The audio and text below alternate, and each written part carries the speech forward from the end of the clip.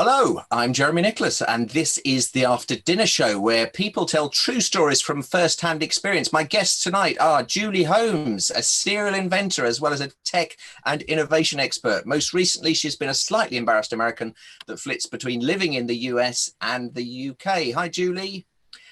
Hello. Nick Bush is a freelance management consultant who recently Zoom bombed his own conference call and once had a brief starring role as a ventriloquist dummy. Hi, Nick. Hi, Jim.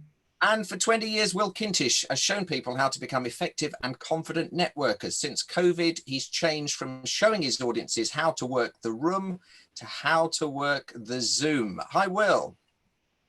Hi, Jeremy. Hi. So how's that working out for you? Well, thank goodness Mrs. Kentish is earning money, I think is the best answer I can give you. I mean, who wants to learn to work a room? Because there are no rooms to work, Jem. It's as simple as that. But when it comes to networking, building relationships on Zoom is nearly as good as working the room, but people aren't paying me very much money at the moment to do that. But shrug. It's terrible, isn't it? How are you coping, Julie? Now you're in Denver, Colorado tonight, I believe. I am. Yeah, tonight, for sure. Yeah. You know, topping up on the soda cans. Yes, I am in Denver. It's going crazy for me because I have a mix of products and some of them are off the charts and some of them are boring and not being used. And so it's hugely varied. Fantastic. And where are you, Nick? Somewhere near me in Southwest London? Yes, I am. I'm in lovely SW18, not that far away from you. So it's all fairly quiet in this neck of the woods. Yeah, so that's Southfields, isn't it? SW19 is Wimbledon, isn't it? So you're only one away from having a really good postcode there. Yeah, indeed. But we are the one that people get off at to go to Wimbledon. So we're missing that. It's part of the rhythm of life down here. Southfield's the place to get off when you're going to Wimbledon. Fantastic. Oh. To know. So you should write a book called Getting Off in Southfields. It'll be a winner. Right. So let's start with Will then. Now, Will, you've had a very you were an accountant for many years, weren't you? And then were you asked to leave the profession, or did they? My accountancy firm, of which I was senior partner, we merged in '99. Yeah. And at the time, I was training as a trainer just for a hobby, Gem, with an organisation which I hope you've all heard of, and I hope you're all going to nod when I tell you what the organisation was called. It was called Dale Carnegie. Have we all heard of Dale Carnegie? Yeah. Well, he was a man. We do, but we don't pronounce it that way, though, Will. Dale Carnegie. Let's go to Julie. How do you say it, Julie? Yeah. How do you say it? It's Dale Carnegie. Carnegie. Yeah, Dale Carnegie. Dale Carnegie. Yeah. So in 1999, my accountancy firm got taken over by a big national firm. And I was doing this for a hobby in the evenings. And they knew I loved doing presenting and training. And a year later, they said to me, Will, you're not happy here, are you? I said, I'm not. They said, if we give you some money, will you go away? So I said, how much? And they said, are they hiring now by any chance? Don't be silly. They're only firing at the moment, Julie. There's no hiring in the world ever. So I said, I'll go and ask Mrs. Kintish whether she'll be happy to let me leave accountancy after 36 years. And my wife's always been supportive, even with some of the crazy things I've done in my life. I mean, really crazy things. And I went back. I said, you haven't given me enough, because my wife said you are being mean with me. They must have been desperate to get rid of me, because they said, how much do you want? I said, I don't want that much. I want that much. They said, OK, here's a check. And out I went. And I left accountancy after 36 years to do what I'm doing now. Simple as that. Fantastic. And what we might do is set up an appeal on the show tonight for how much people can pledge to kick you out of the show tonight. That would be quite a nice little thing. I'd be interested to hear how much. Yeah. Can I just ask you about Mrs. Kintish? Does she have a first name? Yes. Her name is Trudy. Trudie. Okay. Trudy is an office manager, and she works in a little company that does trimmings, and they've never been busier because they've been supplying all sorts of bits and pieces to the NHS for the masks and everything else. So thank goodness she's earning money. Fantastic. And thanks for spelling her name, because I will be writing to her. But I know just in all the years I've known, you've always referred to her as Mrs Kintish. And even when I've met her, you've introduced her as Mrs Kintish. There you go. So Now fantastic. you know. The world knows what Mrs Kentish is called. She's called Trudy, and don't spell it with a Y because it's an IE. Very important. She gets upset. It would be more dangerous, wouldn't it, if you introduced her as the current Mrs. Kintish? Yes. Or that's right, Julie. Or as the first Mrs. Kintish. That's it. Yeah. Well, Julie, at this point, you need to understand this.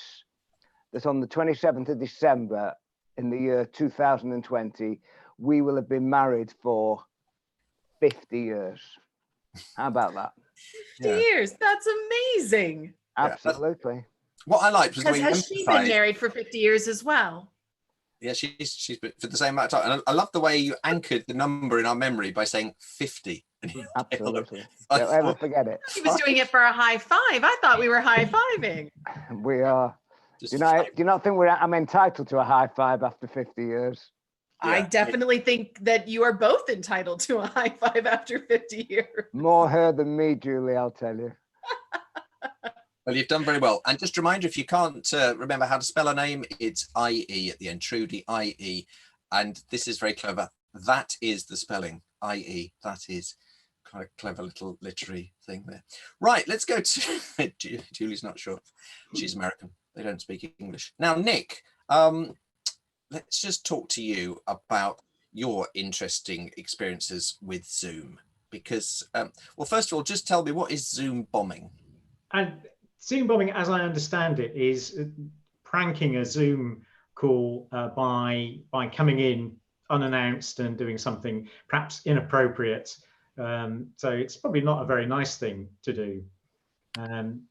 I've only experienced it once when I managed to do it to my own call that I was. Well, this is the thing. I thought Zoom bombing is when someone that you don't want comes in and does something, but then you've said you Zoom bombed your own call. I thought, well, how do you Zoom bomb your own call? It's quite an achievement, but I did it by. So just to set a bit of the context, I attend a Quaker meeting locally in Wandsworth, just up the road, and we have some of us have a regular discussion group every Tuesday evening, which I normally host on my Zoom account. So I was sitting there. And as you can imagine, if you know anything about Quakerism, there's a lot of silence involved. And I was just getting comfortable in my chair, a little bit like Julie did on at the beginning of this, or before we went live, leaned back in my chair to pick a cushion off the floor and just overbalance completely. So I just disappeared out of the view and said something very sort of unpeaceful at the time. So luckily nobody noticed because I was on mute. So it was a Zoom bombs go, completely ineffective piece of Zoom bombing. But what the unfortunate thing was, I kind of staggered to the screen and said, I'm just going to have to kind of go to sort my wrist out, because I'd landed on my wrist and the pain didn't go away. So I ended up going to leaving people to talk, and went off to A&E, and it turned out it was broken. So I spent the first few weeks of lockdown in a plaster cast, which is perhaps not the best way to do it. But unfortunately, I have a bit of a history with A&E departments. So if I look back, I have one of my props this evening is this that was on my finger for a few weeks back in November. Sorry, that's a rude sign in Australia. And that's because I reached up for a bus strap and missed it and broke my finger. A few years before that, I fell over in an ice rink and broke my other wrist. And then we have to go back to 1998 to a rather unfortunate incident where I acquired 4 broken ribs, which we won't dwell on because it involves having lots of drinks. And so from that, you might conclude that I am either just very unlucky, very clumsy, or cage fighting was really not my right career choice. So the NHS, luckily, thought differently back in 2015. Oh, sorry, I missed one. I missed the broken ankle where I was walking along the street, because that was the pivotal one where I walking along the street to the cinema, tripped over on my ankle because I was on my phone at the time, trying to be like a teenager or something, and went to the cinema, came out of the cinema with my ankle swollen up like a pumpkin. Another trip to St George's A&E, my favourite destination in southwest London, and after that, they said, hang on a minute. They looked over my records and thought, this guy's had rather a lot of breaks. So either he's unlucky or came to a different conclusion that perhaps they should haul me in for a bone scan. And it turns out I have osteoporosis. Not severe. I don't have to walk around in an inflatable suit or anything techie like that. But I do have to kind of take medication. I'm going in for a review in a couple of weeks' time. It's all fairly boring, and there are, at my time in life, there are a lot worse things that you could be suffering with. So it's fairly uneventful. But I'm kind of minded when we've been out singing the praises of the NHS lately, quite rightly, and you tend to think of the frontline staff, and all the frontline staff I've met recently have all been absolutely fantastic. But I'm really interested in the backline staff, the people who defined the process that said, when somebody comes in for a break, we look and see how many they've had, and then we'll just do a check to see if they've got osteoporosis, because that way they capture, typically, I think, older ladies who tend to get it more than men who are 50 or 60 or something, and haul them in and just find out if we need to give them some medication. So we should certainly carry on saluting the frontline staff, but I like to salute the people who thought of that, because it's a bit less fractured than I am. Yeah. And well, as a unique adventure from the American side, if you injure yourself in America and you go to A&E, go to the emergency room, they will make everybody leave the room at some point while you're in care and say to you, do you feel safe at home? Because they're always assuming that someone has injured you, as opposed to the other way around. And so no matter what the injury is, they will take you aside and ask you if it was your fault or if it was someone else's fault. Yeah, I think they might have done that in the triage bit, just when you go in initially, but I can't remember. When on my the night before my 50th birthday, so this was 7 years ago, Jeanette, my wife, in the night, she fainted and smacked her head against the wall and bled out onto the carpet. And I didn't hear it all. I only heard it when she woke up screaming because her head hurt and she just had been unconscious and she woke up. So that was my birthday present from her, was a ride in an ambulance to the West Middlesex Hospital. And like you said, Julie, 3 people came. So there was an ambulance lady and 2 ambulance men. And I noticed after a while that they always stood, all of them, between me and her. I thought, what's going on here? And, and they were sort of holding me away. And I thought, they think I've hit her and knocked her over. I've never hit anyone in my life.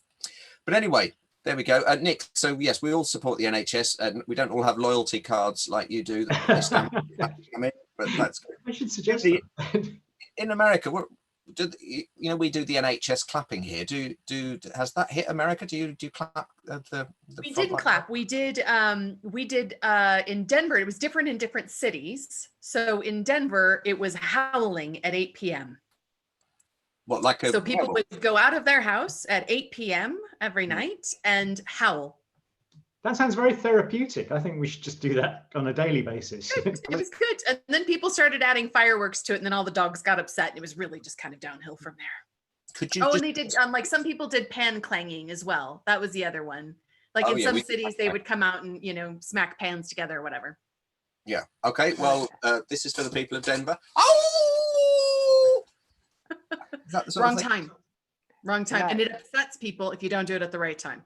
All right, and it's just gone 8 with us. With you, it's just gone 1 in lunchtime, is it? Something like that. Yeah. But I'll tell you what, I'll play this video back at 8 o'clock. Turn the volume up and take you outside. Yeah, the neighbours will appreciate that. They will love that. Now, Julie, you are an American, but I got to know you when you were in the UK, and then you didn't really take to us very much, and you went back to America, and then you haven't taken to that, and now you're coming back again. So just tell me about your first time you ever came to England. First time I ever came to England was in the 90s. And I had started dating a guy that I had met in a bar in Ireland, as you do. And we'd seen each other. And this was, of course, before the days of Skype or free international phone calls or video chat. I mean, he didn't even have a computer or an email account. So back in those days, so we'd seen each other maybe 4 or 5 times, and then we moved in together, again, as you would. And so when I first came over, I arrived on my flight, and the very next day he had to go to work. And I thought, well, I want to stay awake, and I want to kind of keep myself active so I can get over the jet lag. And I thought, oh, you know what I'll do? I'll go into town center, because I was fascinated by this whole that it was called town center. I thought that was very, very quaint. And of course, I didn't have a car or a driver's license or anything, having just arrived. So I thought, well, I'll take a bus in because, I'm an adventurous person. I'm a world traveler. So I went and caught a bus. My boyfriend at the time said, right here, here's how you go and catch a bus into the town center. And I went to the bus stop and I got on the bus, and it was lovely because, it was, very British, and, I paid my coins and everything, and it was so exciting. So I got to town and I walked around for a few hours and had a bit of lunch, and I was feeling very good about my day. And then I went and caught that exact same bus, and I went and caught it to go back to our house. Now, I don't know if everybody in England realizes how all the houses in England look exactly the same, like all of them. And I don't know if you know this or not, but there's also not a lot of street signs. Considering that it's not a very organized country, like in America, we have all of our streets laid out in grids, and we love good organization and process. So not a lot of street signs. So I realized as we pulled back into town center that I'd never actually been able to recognize where I lived to get off the bus to go home. And so very sheepishly and very American-like, I had to go to the bus driver and say, "I'm very, very sorry, sir, but I appear to not be able to find my way home. Is it possible that I could take another go round and try again?" And he was very kind, mostly because I was American and they all think that we're largely incompetent. So on the next round, I actually ended up with a lovely group of OAPs, old age pensioners, of these lovely retirees. And I had about 5 or 6 of them all gathered round, and they were quizzing me about where I lived. And it was, the great things like, okay, is it a brick house? Because they're all brick houses. Yes, it's a brick house. Okay, is it in a house? Yes, it's in a housing estate. Okay, is it near a fish and chip shop? Yes, it's near a fish and chip shop. Is there a news agent? Yes, definitely a news agent just down the street. Again, all of these could represent any home in Britain, any home in any middle place in Britain. And this was Northampton. So, it can't be that hard. So off we went again. And all along, we had all of these 6 people helping me and myself, all looking out the window. Does it look familiar yet? Does it look familiar yet? What about now? Now, does it look familiar? And eventually, through group effort, we did manage to find my home again.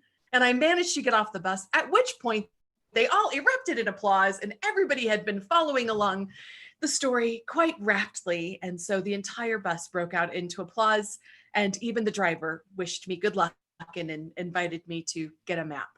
Oh, that's lovely. Well, I'm glad they were nice to you. It's a nice place, Northampton, isn't it? Yeah, no, they're lovely. Yeah, it was great. It was great. And did you stay with that boyfriend very long? I did. In fact, not as long as Mr. and Mrs. Kentish, but I have now been married to that guy for just over 20 years, I think. Newlywed. I know. Hard to believe. Yeah. Will, how did you meet Mrs. Kintish, or Trudy as we now call her? Well, that's an interesting story. I picked her up on the ice. We were 16 and she fell over, and I picked her up, and I found out that her best friend had been my first girlfriend. My first girlfriend was her best friend. And a year or so later, we started going out about the age of 17 or 18. At 20, we got engaged. At 21, we got married. And the rest, as I say, is history. We produced 3 children. Those 3 children, in turn, have produced 7 grandchildren. And that's my family. Had COVID-19 not intervened, the plan was to take them all away, because whenever my kids come on holiday with me, I've always got to pay. I don't know whether you've ever had that with your kids. Always got to pay. We were going to go to Greece, to this fabulous hotel for a week, but it all got cancelled. And that's my family. And they all live in London. One lives in Walthamstow. You all know Walthamstow? Yeah. Very nice part of East London. A lot of South Africans there. Used to have a dog track, but it closed down. It does, yeah. And one lives in Mill Hill. You know where Mill Hill is? Just, and then the girl who's married to a recruiter, they live in posh Elstree. Elstree is very nice. Oh yeah, BBC studios. Yeah, very lovely. Yeah, just down the road. So, that's how I met. That's how I met. Never met anybody when you've fallen over. So Nick's always falling over. I just wondered if he'd ever met anybody falling over. I've No. got to tell you this, Julie, very quickly. About 5 years ago, we went ice skating again. At Christmas, they have an ice rink built. You Londoners know this. It's in Hyde Park. There's an ice rink they Well, there's built. loads. There's one in Hyde Park. There's one at the Natural History Museum. There's one at just at the University of London by the Strand, Somerset House. Yeah, there's about 5 in London. Alexandra Palace, I think, has one. They have a big show, don't they? A Christmas show in Hyde Park with like a fun fair and all that. Yeah. Yes. Absolutely hell. It's the most dangerous place in the world because too many people. Anyway, we went ice skating, and Trudy went ice skating. And as she was coming towards me, I said to her, "Stop! I want to take a picture of you." And she stopped, and she fell over, and she broke her arm. So that's another ice rink story. They're very dangerous things. Absolutely. Okay, now let's try and steer away from injuries now. I feel like because otherwise I'm hoping to get this sponsored by a whiskey firm, but at the moment it's going to be an ambulance chasing firm of lawyers that are most likely to sponsor it. Let's go back to Nick for a more serious story about ventriloquists dummy. So what's your story? I'm not quite sure why I put this in really, but I'm going to lead it into something else, hopefully. When I was about 10 or 11, we were on holiday. My parents used to like going on a cruise up the Thames, which a few years, fantastic holiday. I think we were in somewhere like Windsor, and wherever we went to a town, we'd either go out to the cinema or we'd go to a theatre show if there was one on. And we saw and this is, I'm getting this out in the open for full disclosure, in case I'm ever running for public office. I was in a black and white minstrel show, which is something no one ever talks about this now, because it's a relic of the terrible times when we thought that was an okay form of entertainment. And one of the guest star was a ventriloquist called Neville King, who I loved ventriloquists as a kid. I used to try and be one, which I was terrible at. So good, bad career choice had I pursued it. But I got plucked out of the audience to be the stooge on stage, because I was a big fan of his, and he picked on me for some reason. And in my mind, this went on for about half an hour, this whole thing, but it probably lasted about 5 minutes. But I managed to ruin one of his gags and bring the house down. And it climaxed with me. I think it was doing an Al Jolson song. So kind of all the jazz hand stuff, terrible, but miming it while he was doing the voice. So people loved it, and this is my first brush with fame and being on the stage. And he said, "I'll come back afterwards, come to the dressing room," which we never did. And I was like, I don't know why we didn't do that, because I always like to meet people that I admire. And just very briefly, just recently I got the opportunity, well, a couple of years ago, massive jazz fan and love all kinds of obscure unsung heroes, and so I'm going to sing the praises of a guy called Ralph Towner, who probably, if anyone goes, "Whoa, Ralph Towner, love him," I'd be really surprised, because he's probably not even a household name in his own household, but a great guitarist. And he was playing at Pizza Express. I've loved his music for over 40 years, and they were signing CDs at the end, and you don't often get the opportunity to meet someone like that. And so I thought, well, get in the queue, get the CD, and I was thinking, what am I going to say? And I thought, 40 years, that's a long time. Well, I've been married for 40 years, not as many as Will, but it's a long period of time to love Mrs. Bush and to love Ralph Towner. And so I got up to the desk. There was a guy in front of me, and he said, "Oh, Ralph, I've been a fan of your music for 40 years. I think, what? It's just taken my line. So I didn't have time to think of another one. So I got to the desk and said, "Oh, it was colour like what he said." And so Towner signs the CD, and that was the end of my adulatory conversation. So the moral of that story is, you should always meet your heroes, but think of 2 things to say to them in case somebody steals your best line. Absolutely. And can I just say, I don't think I ever thought it was acceptable, the black and white minstrel show. Yes, no, it was never a good thing. No. Right. Julie, let's talk more about you and your relationship with your boyfriend, now your husband. Yes. Because Mr. Holmes. Mr. Holmes. Current Mr. Holmes. Yeah. Is his name? What is his name? I'm thinking Ideal or Sherlock. Paul. I hadn't thought of that one. Right. Okay. Yeah. So you and Paul, I've met Paul. Paul's been to see my Edinburgh show, and he's even come to see previews of my Edinburgh show, and then came to see it again in Edinburgh. Even though he'd seen how bad the preview was, which was extraordinary. Yeah. So just tell me about sometimes when you get lost, what Paul does. Well, so when that whole bus situation, when I finally got home, right, I was exhausted, I was jet lagged. I had been around the bus several times, you know, it had taken a village to get me home. And I was, you know, I called him at work, you know, back when you had desk phones, I called him at work. And I, you know, I wanted some sympathy. I'm American. I was emotional, you know, so I called him up and I said, I just, you know, this happened. And I just, you know, like, and I'm tired and I don't, why is this so hard? And I wasn't quite that emotional, but you know, you get the point anyway. And I said, oh, I'm embarrassed that it happened. You know, I mean, oh, just, well, you know, what a terrible thing, you know, and I just, oh, I'd be gutted if anybody knew about it. And oh, it's just, you know, so embarrassing to start my journey and my first, you know, my first stint of living abroad that way. And he went, oh yeah, that's terrible. It's awful. Really, really awful. Could you hold on just a second? And as he said, could you hold on just a second? He took his phone, covered it up ever so slightly and went, hey, everybody, you're not going to believe what just happened to Julie. This is brilliant. And proceeded to tell them all about it. So that was how his office knew me for the entire rest of the time we lived together. What a mean man. And didn't he once say to you that you had man hands?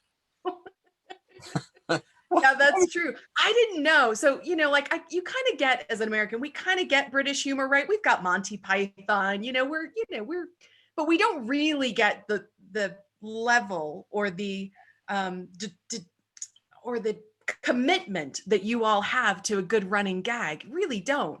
So I'd said I met my husband in Ireland in a bar one night in a pub. So I was there with a girlfriend. He was there with 9 friends. They were there on a leaving due, and we hung out together for the evening and then went our separate ways. He very romantically left his phone number for me at my hotel the next day. And, you know, then the rest, as they say, is history. But what I didn't know until actually fair time after I moved into the UK was that he told his mates at work who had also met me. So he told his mates at work, oh yeah, you know, I've been talking to that girl, Julie, you know, and she's lovely. And oh, it's going really well. And they went, really? And he said, yeah, really. And they said, well, we're really surprised. And he said, well, what do you mean? Why are you surprised? And they said, well, we just thought, surely you noticed. And he said, noticed what? Well, surely you noticed that she had man hands. And he was like, what? No, she didn't have man hands. What are you talking about? Remember, no photos, no video chat, and 9 of his friends, not just one of them said it, but everybody that night. Every time he would mention me and they'd say, yeah, we're really curious to see how that turns out, you know, because we're not 100% sure, you know, why she's got such big hands. And he was like, I don't know what you're on about. And he's like, man hands. So fast forward to the very next time we saw each other. So we met in October. We didn't see each other again until December. And I met him at the airport. And needless to say, it was like, hi, it's so good to see you. They're checking my hands. And just for the record, by the way, I do not have man hands. There's nothing mannish about these hands. But he was very concerned. But what I had to admire was an entire office full of people, you know, 9 other guys for 3 months kept this up, insisting that I had man hands. That is impressive. And it's very funny. British. Every time you say man hands, it's funny just because of the way you say it. I don't have man hands. Man hands. Yeah, what number show is this? Can you remember? Yes, I can remember. Yes, 19. 19. So nice reference. We've all talked to you about our relationships, etc. Has anybody asked you where you met your good lady wife and little stories about that or not? And no one's ever asked that. Would you like to know, Will? I'd like to know. Would you like to know, Nick and Julie? Yeah, I would like to know. I've met Mr. Nicholas and Mrs. Nicholas, and I quite like them both. Yeah. Quite. Now, hang on, before you tell us, Jem, yeah. Julie, you know that word quite? Yes. It sort of means quite. Come on, Jem, tell us about your right. I was going to ask you about being asked to leave school at 16, Will, but we might not have time for that now. He's not happy. He doesn't mind. He wants to hear the story. So I met Jeanette on Match.com, which is a dating website. crikey, look at Will's shocked face. Really? And this was in 2003. Now, back in 2003, that was, if you told people you met someone on a dating website, it was like you were in some kind of seedy chat room or something. But to be honest, I'd gone out with all of my sister's friends and none of them were suitable. And I thought I need to go to a bigger pond to find the right fish. So you didn't want to break any bones or anything, because that would have been the other option. Yeah, no bones were broken. And so then I had a date. Well, I had quite a few dates. I dated, I think, 30 different women in all in a 6-month period, and Jeanette was number 28. I just had a couple more afterwards just to check to make sure, but I'm pretty sure 28 was the right one. I think she would have preferred if I declared on that total 28 not out, but I did 29, 30 just to check, but they weren't up to the scratch. And so we're right at the time I was presenting, you wish you'd never asked this now, I was presenting a country music breakfast show in Wembley. And I don't even like country music, but the guy who ran the Mean Fiddler organisation, which was a big sort of music festival organisation, he always liked my show on BBC London, and he said that if he'd ever bought a radio station, he wanted me to do the breakfast show. He did. I was doing it for 6 months, so I was a bit tired, a bit jet lagged, you know, probably like when you're travelling abroad, because you get up early to do a breakfast show, and then when you go for a date in the evening, for you it's like the middle of the night. And it was in East Twickenham, just over Richmond Bridge. And I set off from where I lived in East London, in Docklands. And in my A to Z, I was looking for Willoughby Road. And I went to Willoughby Road in Kingston, but she was in Willoughby Road in East Twickenham, which is about 5 miles away. And so I went to the wrong one, pressed the buzzer, and she wasn't there. And I rang her up and said, "Where are you?" She said, I'm here, I'm on the doorstep. I went, "No, you're not, I'm there now." And it turned out I was at the wrong one. So I then had to drive very quickly to get to the Richmond one. And as I came around the Richmond one-way system, I inadvertently pulled out in front of this car a little bit too much. I hadn't realised who had the right of way. And he was a police car. And he tucked in behind me and followed me over Richmond Bridge. And eventually I thought, oh, he's not going to stop me.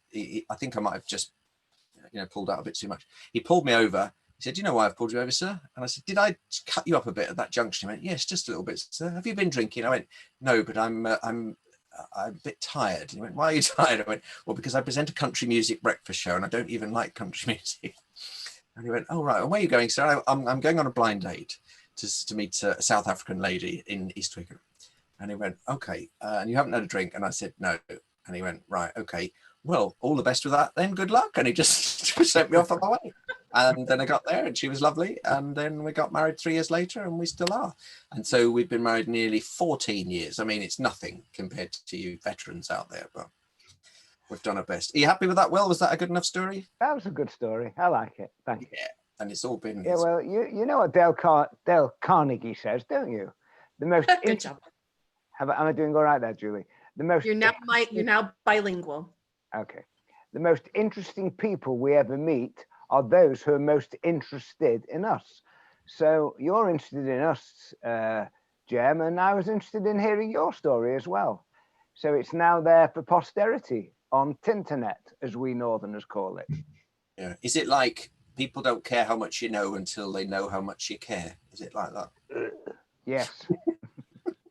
Something like that. Fantastic. Just quickly tell me about leaving school at 16 then. Did they ask you to leave? Well, did they offer a large amount of money? I want you all to get your handkerchiefs out, because in May 1964, I don't know how many of you were born then, but not many of you. In May 1964, my mother died from cancer, and I took my what was then called GCEs, now called GCSEs, and I didn't do very well. And the headmaster called me into the study in August, and he said to me, "Kintish, you're not very clever, are you? You haven't done very well in these exams, and I think you ought to leave and go and get a job." "What am I going to do, sir?" I said. He said, "The only thing you're quite good at is maths, so you might as well go and be an accountant." And my aunt, we were very, very poor. We didn't have a car, but my auntie had a car, and she brought me to school because it was in the summer holidays. And I came out of the study, and Auntie Letitia, as she was called, but Letty for short, I said, "I've been told to be an accountant." And I didn't know anything about it. My father couldn't help me. He was an uneducated man. And her face lit up, Auntie Letty. She said, "Oh, don't worry, you can go and work for your Uncle Jerry." And that was it. I'd left school and that was the end of it. I was an accountant for the next 36 years. So, so you were asked to leave school, then you were asked to leave your accountancy practice. Do you worry when people, if Mrs. Kintish called you in for a conversation tonight, would you be worried that she might be about to ask you to leave? No, I think she likes me being around, and I'll tell you why. She's actually become a bit of a fitness fanatic. When we got locked in, she decided she hadn't seen me for 20 years.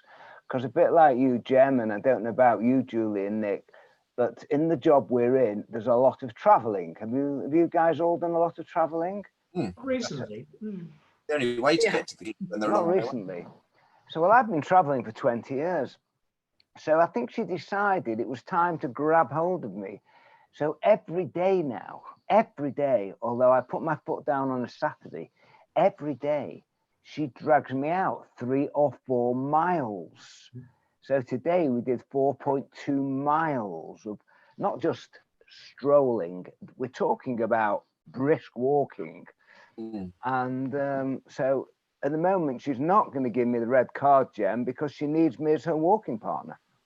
Yeah, I think she's playing the long game. I think she's just trying to tire you out. I think that's...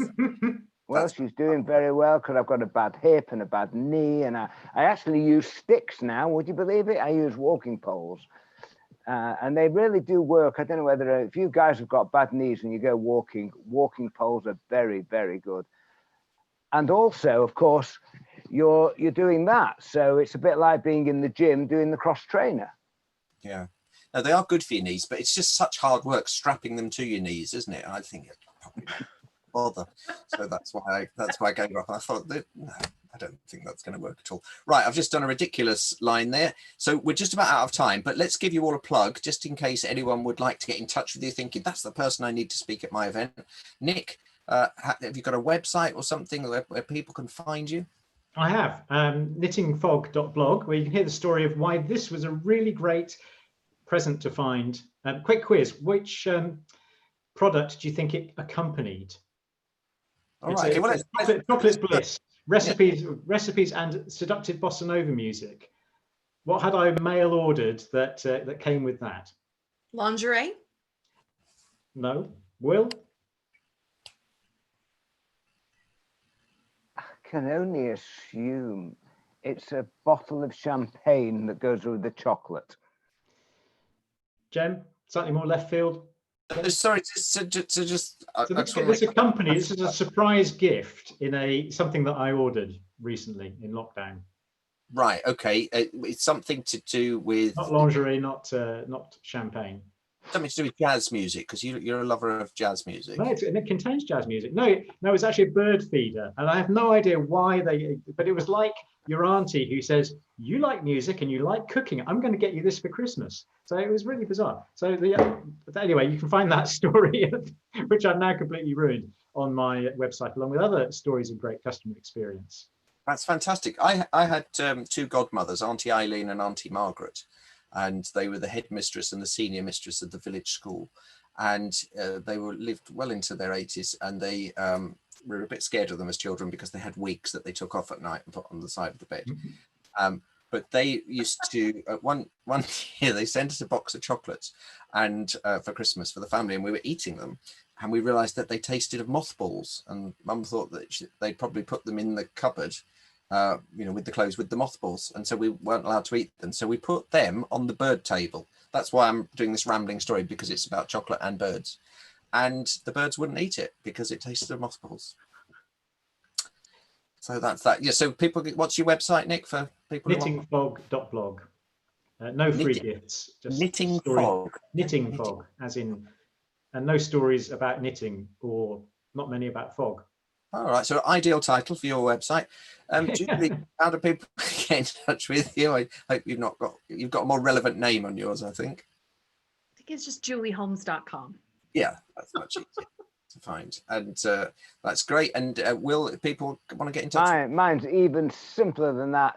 Kintish, KINTISH.co.uk. Are you the only Kintish in the world?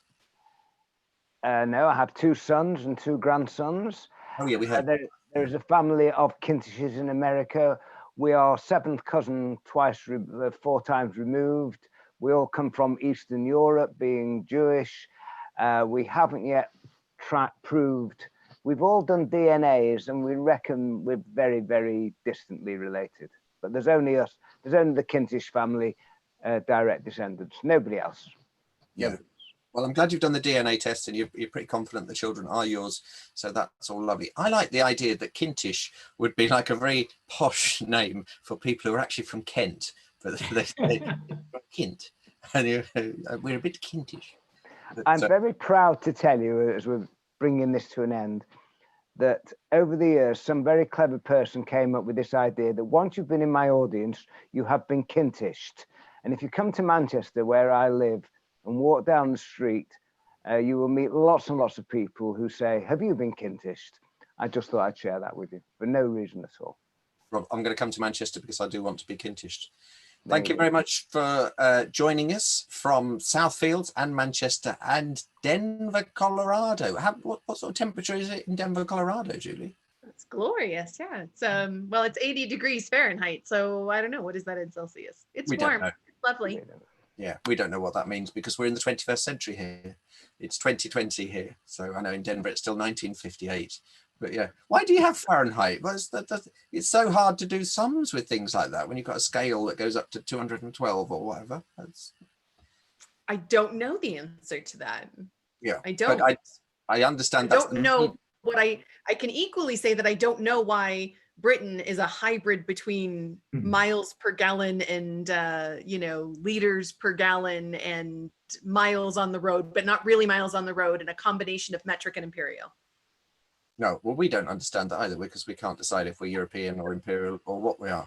But I understand that you're mainly moving back to the UK because you're just not happy with the Fahrenheit system, and you've said to Paul, we need to go back to the UK. I'm embarrassed by it. That is, of all the things happening in America right now, that is the one that I'm most embarrassed by. Yeah, I'm not comfortable in a land where water doesn't boil at 100. It's 212, and also because you're a mile high in Denver, presumably it would boil a lot lower than 212 because of Boyle's law, is it? So I've started. Yeah, we don't cook things as long here. Yeah. Yeah, P D equals T or something. I don't know what it. I've started talking about something from O-level chemistry that it's quite a few years ago. So let's leave it there. Thank you very much for joining us. Now, what I'm going to do now is press a button that stops the live stream on YouTube. But I'll stay chatting to you afterwards in the green room. But sometimes when I say this, I say goodbye to people. Even though I've said that, they then just disappear. And I go, that's a bit rude. So I'm going to say goodbye. So if we're going to wave to the YouTube people, let's say goodbye to them. Bye-bye, YouTube people. Lovely. Bye-bye. Bye. Bye.